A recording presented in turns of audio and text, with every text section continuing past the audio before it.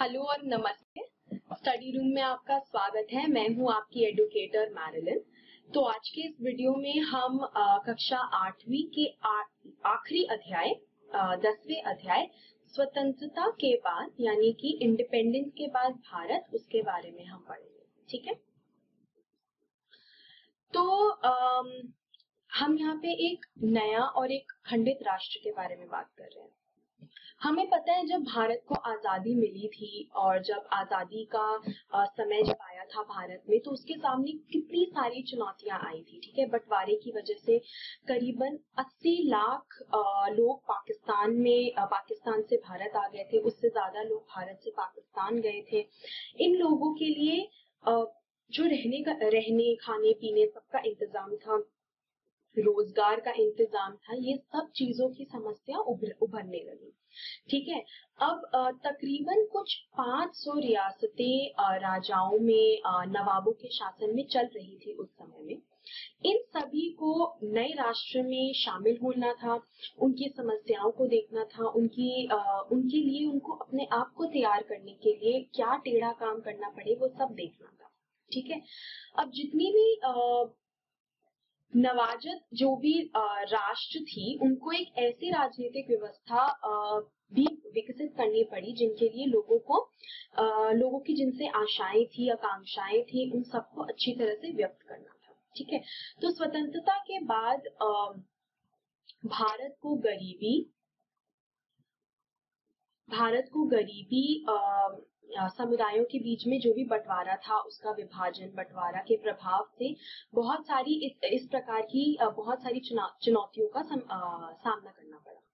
अब ये जो आप ये जो चित्र देख रहे हैं, ये इलाहाबाद में महात्मा गांधी की अस्थियों का विसर्जन हो रहा है। ये फरवरी की बात है। ठीक है। तो अभी स्वतंत्रता को मानो 6 महीने भी नहीं हुए थे और सारा जो राष्ट्र था वो बहुत ही गहरे शोक में चला गया था, क्योंकि 30 जनवरी को 1948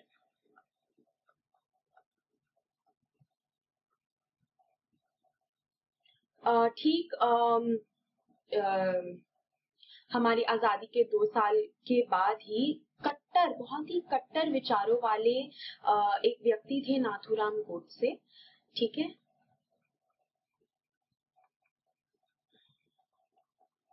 नाथूराम गोडसे, उन्होंने गांधी जी की हत्या कर दी थी, असैसिनेट कर दिया था। ठीक है। हत्या कर दी थी, इनको मार दिया गया था। वे गांधी जी के इस जो उनकी जो दृढ़ विश्वास थी उसमें वे मतभेद रखते थे और वो उनकी बातों को बिल्कुल मानना नहीं चाहते थे। और वे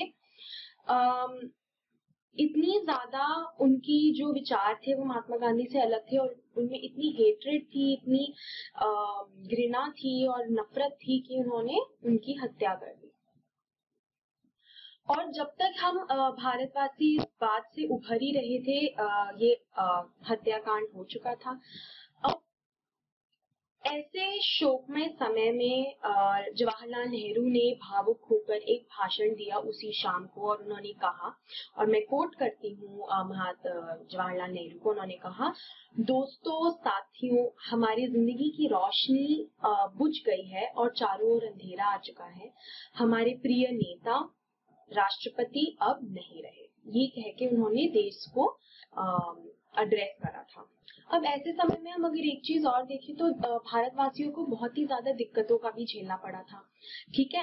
एकता की समस्या तो थी ही, उसके साथ साथ विकास की भी बहुत बड़ी समस्या थी। ठीक है। स्वतंत्रता के समय भारत की एक ऐसी विशाल संख्या थी जो गांवों में रहती थी। ठीक है। अब आजीविका के लिए किसान और जितने भी किसान और उससे संबंधित लोग थे, वे सब बारिश पे निर्भर रहते थे कि बारिश आएगी तो उनकी फसलें उगेंगी या जैसे भी है।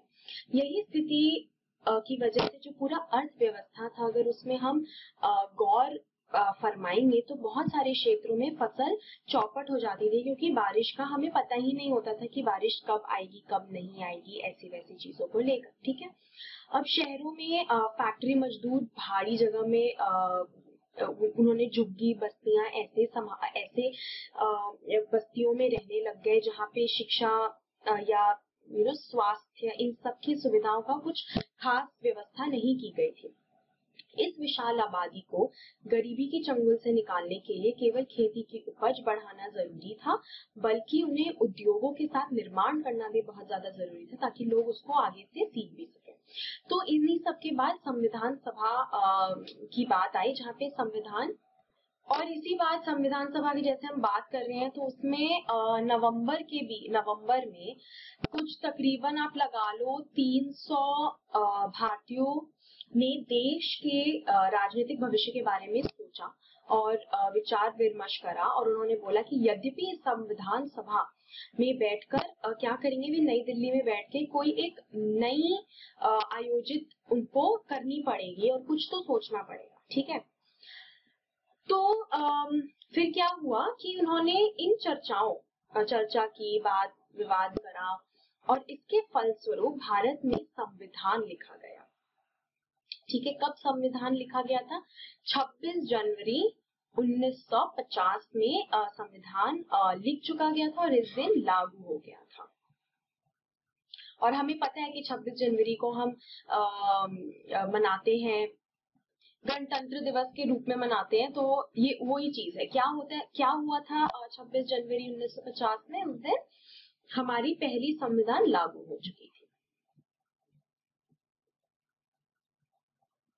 अब हमारे संविधान की ये एक खासियत थी। क्या थी वो खासियत? वो खासियत ये थी कि वे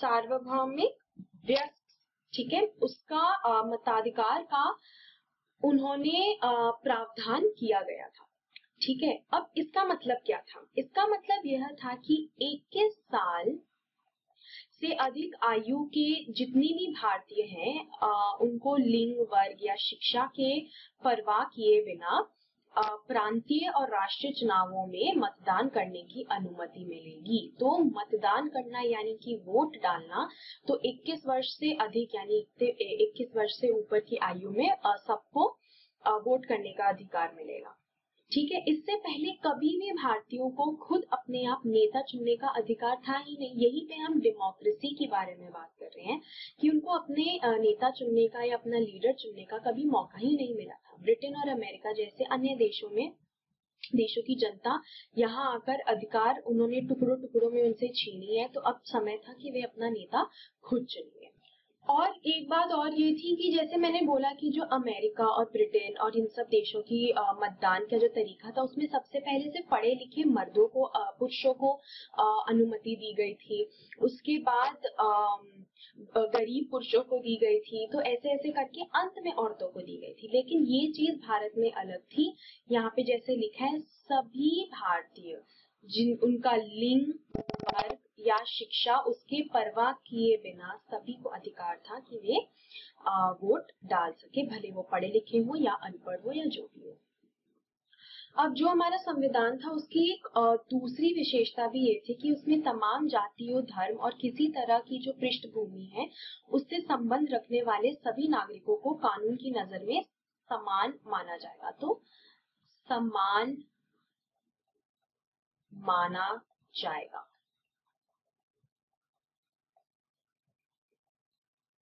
ठीक है। कोई भी भेदभाव नहीं होगा।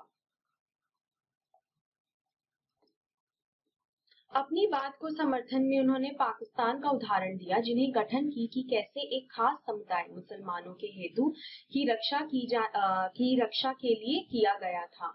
परंतु भारतीय प्रधानमंत्री जवाहरलाल नेहरू ने यह स्पष्ट किया कि ये भारत हिंद पाकिस्तान नहीं बन सकता और न ही हम इसको कुछ भी करके अलग करने की कोशिश करेंगे, ना हम ऐसा बनाना चाहेंगे। इसलिए एक समानता बिना भेदभाव का भारत हम मनाएंगे।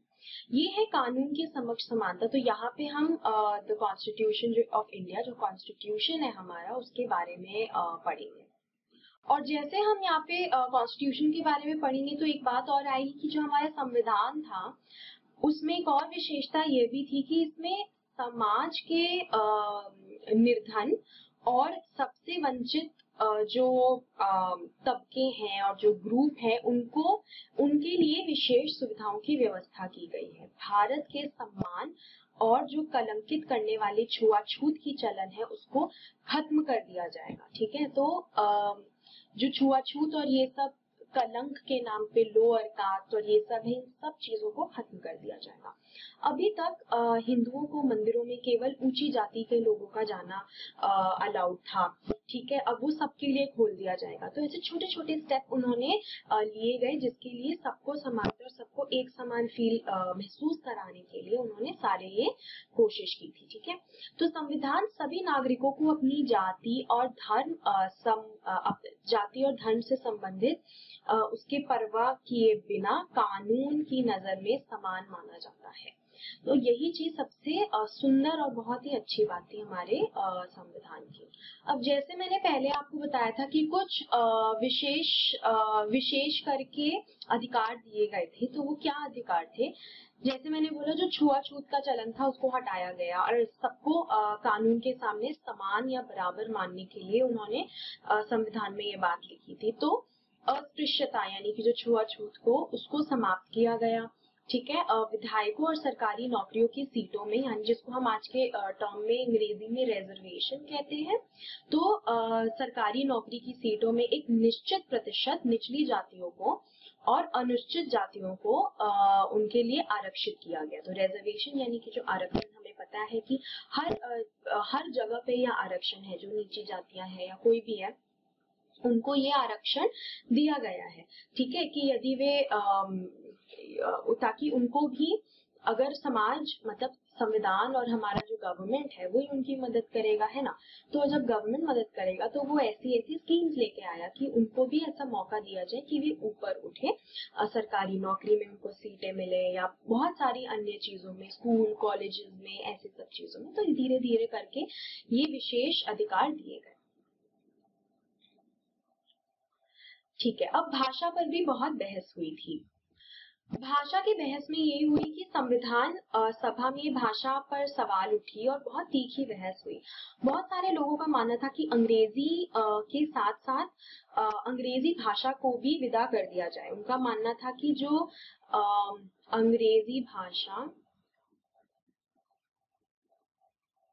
अंग्रेजों के साथ अंग्रेजी भाषा को भी विदा कर दिया जाए।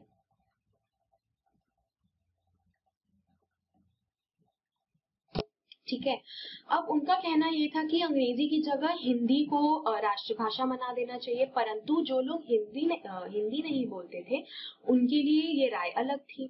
और हमें पता है कि भारत में बहुत सारे अलग अलग राज्यों में अलग अलग भाषाओं को बोला जाता है, तो कोई एक भाषा को स्थित करना कि वे राष्ट्रभाषा है ये संभव नहीं था। तो संविधान सभा की बोलते हुए टीटी कृष्णमूर्ति ने दक्षिण के लोगों की ओर से चेतावनी देते हुए कहा कि अगर उन पर भी हिंदी थोपी गई तो वे वहां पे बहुत सारे लोग भारत से अलग हो जाएंगे। ठीक है, तो ये गलत होगा। तो इस विवाद को बचाने के लिए आखिरकार बीच का एक रास्ता अपनाया गया। ठीक है, उस बीच के रास्ते को अपनाने में क्या हुआ कि संविधान के निर्माताओं ने हिंदी को भारत का राजभाषा का दर्जा दिया, जबकि अदालतों में, सेवाओं में, विभिन्न और जितने भी राज्य हैं उनके बीच संचार आदि के लिए अंग्रेजी का इस्तेमाल करने का फैसला किया गया। बल्कि जब अगर हम आज के समय में देखें तो हिंदी इन पर्टिकुलर ऐसा कोई भाषा नहीं है कि हमें जरूरी है कि हमें हिंदी जानना ही है। हमारे संविधान में और बाद में जितने भी रूल्स रेगुलेशन एक्ट और लॉ आए उसमें ये बात साफ साफ लिखी थी कि बहुत कुछ 20 या 22 भाषाएं हैं जो उन सब भाषाओं को मान्यता दी गई है, लेकिन हाँ हिंदी और अंग्रेजी को बातचीत करने में और कॉमन, जैसे मैंने बोला कि अदालतों में, सेवाओं में और अलग अलग राज्यों में जो कॉमन जगह है वहां पे इस भाषाओं का प्रेफरेंस दिया जाएगा। बट ऐसा कोई वो नहीं है कि आपको ये भाषाएं जाननी जरूरी है। तो संविधान की रचना में बहुत सारे भारतीयों का योगदान तो हुआ ही था और इन्हीं सब योगदानों के बीच में हम बात करेंगे डॉक्टर बी आर अम्बेडकर की भूमिका की। तो उन्होंने क्या किया कि उनकी बहुत ज्यादा बड़ी भूमिका थी और उनके नेतृत्व में जो दस्तावेज को अंतिम रूप भी एक दिया गया था। संविधान सभा के सामने अपनी आखिरी भाषण में डॉक्टर बी.आर. अम्बेडकर ने ये भी कहा कि राजनीतिक लोकतंत्र के साथ साथ आर्थिक और सामाजिक लोकतंत्र बहुत ही ज्यादा जरूरी है। ठीक है, तो राजनीतिक तो जरूरी है ही, लेकिन आर्थिक और सामाजिक और भी ज्यादा जरूरी है। यदि लोगों को वोट डालने का अधिकार दे दिया जाता है तो इसमें अमीर गरीब ऊंची नीची जातियां इन सब के फासले अपने आप खत्म नहीं हो जाते। उन्हें कहा गया है कि संविधान के साथ साथ जो अंतर विरोधी है, ठीक है, जो उनको एक नए युग में वे एक नए युग में प्रवेश करने जा रहे हैं। राजनीति में हमारे पास समानता होगी, सामाजिक व आर्थिक जीवन में हम असमानता की राह पर चलेंगे। राजनीति में हम एक ऐसा व्यक्ति और एक वोट और एक मूल्य का सिद्धांत का पालन करेंगे तो ही सब कुछ सही होगा। वोट के साथ साथ एक वोट और एक मूल्य, तो ये उनका कहना था। ठीक है, तो एक वोट और एक मूल्य, इसका जो सिद्धांत है ये फॉलो करा। ठीक है, इसके विपरीत अपने सामाजिक और जो आर्थिक संरचना है उसके फलस्वरूप हमारे सामाजिक और आर्थिक जीवन में एक व्यक्ति एक मूल्य के जो सिद्धांत है उसका निषेध करते रहेंगे। तो इन सब चीजों की भी ध्यान रखी गई थी। अब हम पढ़ेंगे राज्यों का गठन कैसे किया जाए। तो राज्यों का गठन यानी कि कैसे कैसे अलग अलग स्टेट्स को फॉर्म किया जाए, बनाया जाए, वो देखते हैं। तो ये था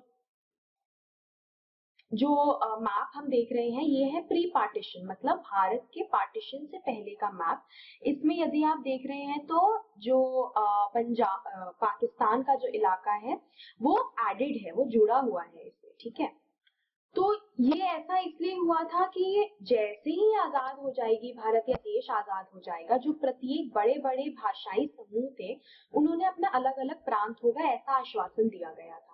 ठीक है, आजादी मिलने के बाद कांग्रेस ने इस आश्वासन पर पूरा करने के लिए कोई कदम नहीं उठाया, क्योंकि भारत धर्म के आधार पर बढ़ चुका था। इसलिए महात्मा गांधी की जो तमाम इच्छाएं थी और प्रयास थी, उनके बावजूद ऐसा एक स्वतंत्रता रूप में हिंदू मुसलमान देश ऐसे ऐसे करके उन्होंने धर्म के मामले में भारत को विभाजन कर दिया था और एकदम अलग अलग हो चुका था। तो इतना जब दिक्कतें चल रही थी तो सबसे ज्यादा भारत की जो पहली और सबसे आखिरी जरूरत यही थी कि उसे एक राष्ट्र बनाया जाए। ठीक है, तो एक राष्ट्र बनाने का जो काम था वो शुरू करना था, एक राष्ट्र बनाया जाए। तो राष्ट्रवाद को बढ़ावा देने वाली हर चीज आगे बढ़नी चाहिए और उसके रास्ते में रुकावट डालने वाली जो भी चीजें उनको खारिज कर देना चाहिए या हटा देना चाहिए। तो प्रधानमंत्री नेहरू और उप प्रधानमंत्री वल्लभ भाई पटेल ने भाषाई राज्यों के निर्माण के खिलाफ थे। उन्होंने बोला कि हम भाषाओं के बेसिस पे निर्माण अलग करेंगे। हालांकि जो कांग्रेस थी उन्होंने भाषाई प्रांतों के निर्माण का वादा किया था।